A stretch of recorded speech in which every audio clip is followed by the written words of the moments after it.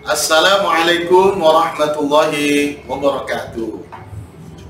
Bagaimana kabar kalian hari ini?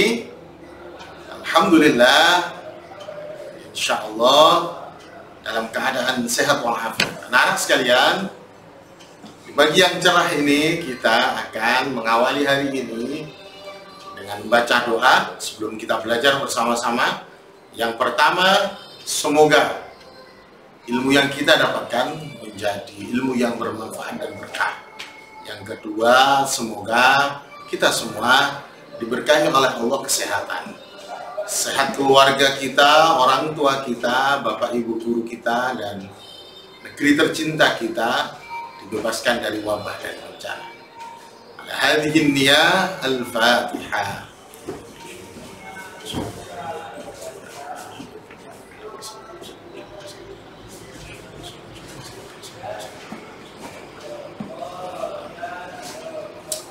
Anak-anak sekalian, kita kemarin sudah belajar tentang khitan.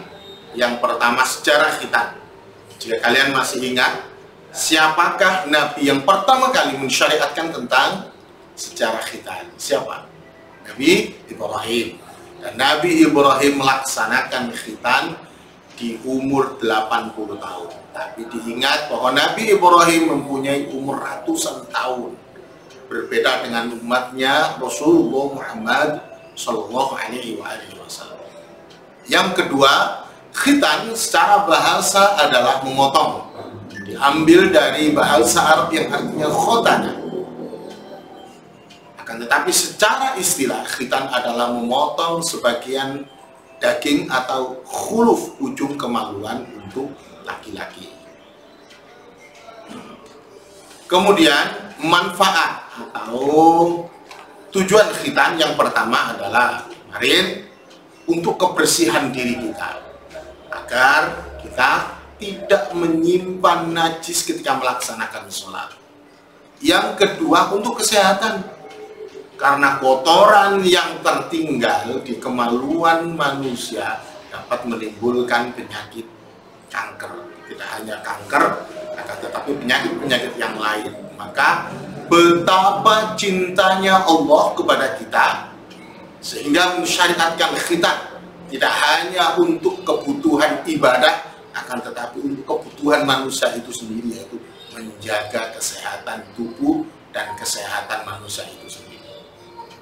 Anak-anakku sekalian, hari ini kita akan belajar tentang hukum pelaksanaan khitan.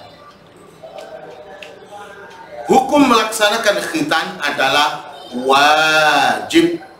Wajib adalah suatu pekerjaan yang apabila dilaksanakan akan mendapatkan pahala. Akan tetapi sebaliknya, jika ditinggalkan maka akan mendapatkan dosa. Di buku kalian, di halaman 7, ada sabda Rasulullah Sallallahu Alaihi Wasallam. Sebelum Pak Ahmad membacakan sabda ini, hukum wajib khitan tadi hanya untuk laki-laki, sedangkan untuk perempuan sebagian ulama berpendapat bahwa khitan untuk perempuan itu wajib, akan tetapi sebagian ulama yang lainnya menyatakan bahwa untuk perempuan sunnah, akan tetapi akan lebih baik jika itu dilaksanakan. Rasulullah Sallallahu Alaihi Wasallam bersabda, al-fitratu khamsun, al-khitanu wal istihdadu wa natful ibti wa qassu syarib wa taqlimul atfal. Fitrah itu ada 5. Yang pertama adalah khitan, mencukur bulu kemaluan, kemudian mencabut bulu ketiak. Jadi untuk ketiak sunnahnya dicabut, bukan dicukur. Kemudian yang keempat, memotong kumis, begitupun kumis sunnahnya bukan dicabut, sakit jambut, dicukur. Kemudian memotong kuku, kuku dipotong, bukan dicabut, ya, bahaya. Baik anak-anakku sekalian, Berkenaan dengan hadis di atas, maka kita sebagai umat Rasulullah Shallallahu Alaihi Wasallam mengikuti beliau baginda Rasulullah dengan segala petunjuknya dalam melaksanakan syariat kita. Kemudian yang kedua adalah usia pelaksanaan khitan. Yang pertama adalah usia pelaksanaan khitan yaitu waktu pelaksanaan khitan adalah yang pertama adalah mustahab. Mustahab itu sebenarnya di dalam bahasa Arab berawal dari ahabba yuhibbu, istahabba yustahabbu.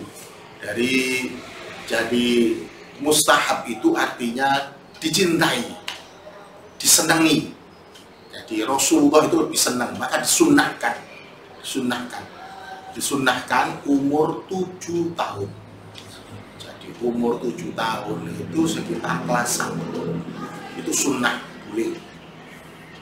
Beberapa ulama berpendapat bahwa khitan itu sunnah dilaksanakan pada usia 7 tahun. Pak, kemudian ada Pak anak tetangga saya atau saudara saya yang khitan ketika masih bayi. Boleh saja, yang penting khitan boleh, asalkan tidak membahayakan, karena sesuatu yang membahayakan bagi diri kita sendiri itu dilarang dalam agama. Yang kedua, waktu khitan adalah wajib. Kapan diwajibkan waktu khitan? Waktu khitan wajib adalah di saat anak laki-laki atau perempuan itu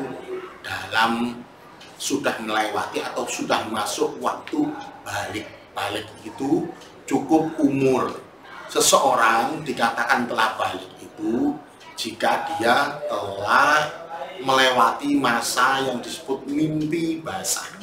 Nanti akan ada penjelasan lebih lanjut tentang ciri-ciri orang yang sudah masuki masa balik.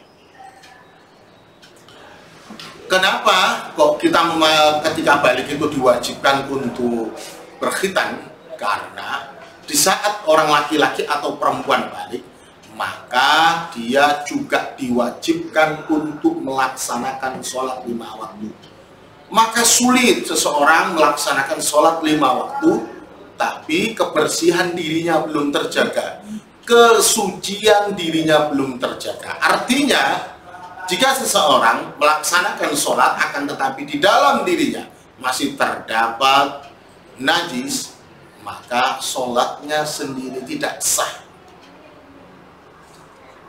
Jika kalian sudah ada yang mencapai usia balik kemudian belum melaksanakan khitan, maka cepat-cepat silakan laksanakan khitan.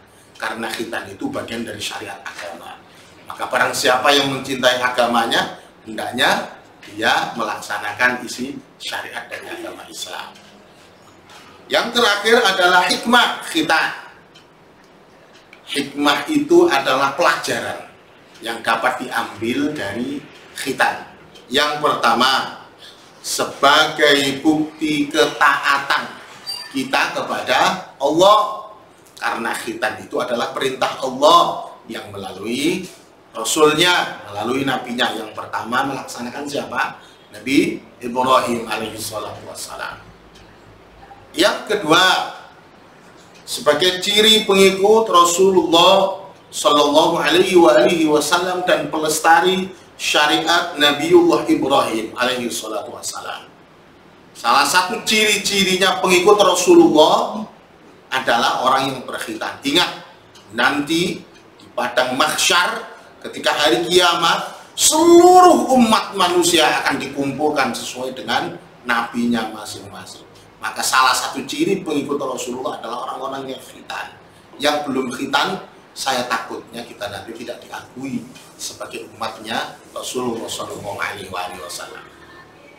Dan juga turut dan ikut melestarikan syariat dari Nabi Ibrahim alaihissalam. Nabi Ibrahim itu tidak hanya sunat, memotong kuku, mencabut bulu ketiak, kemudian mencukur kumis, itu syariatnya Nabi Ibrahim.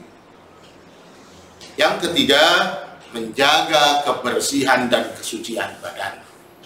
Jadi balik lagi, kalau kita sholat akan tetapi belum khitan dan sudah memasuki masa balik, maka sholat kita belum diterima. Karena apa? Karena di dalam tubuh kita masih menyimpan kotoran dan najis. Yang keempat, mencegah timbulnya berbagai macam penyakit. Jadi khitan itu tidak hanya menjaga kebersihan, tapi juga menyelamatkan diri kita sendiri.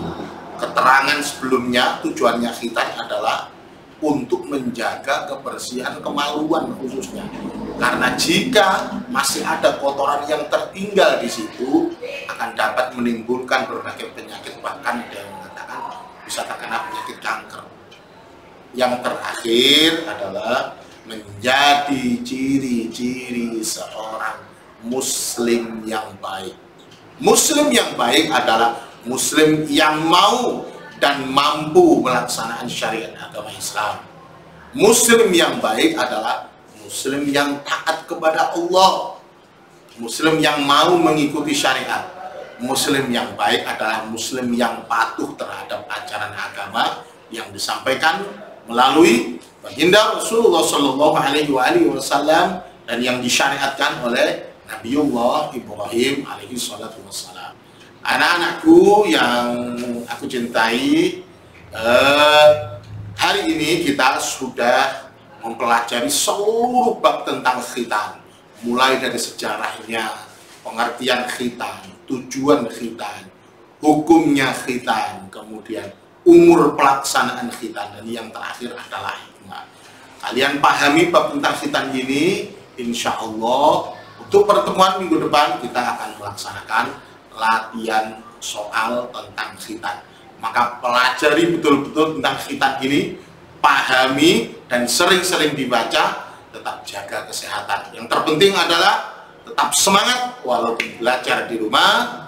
Semoga bermanfaat. Assalamualaikum warahmatullahi wabarakatuh.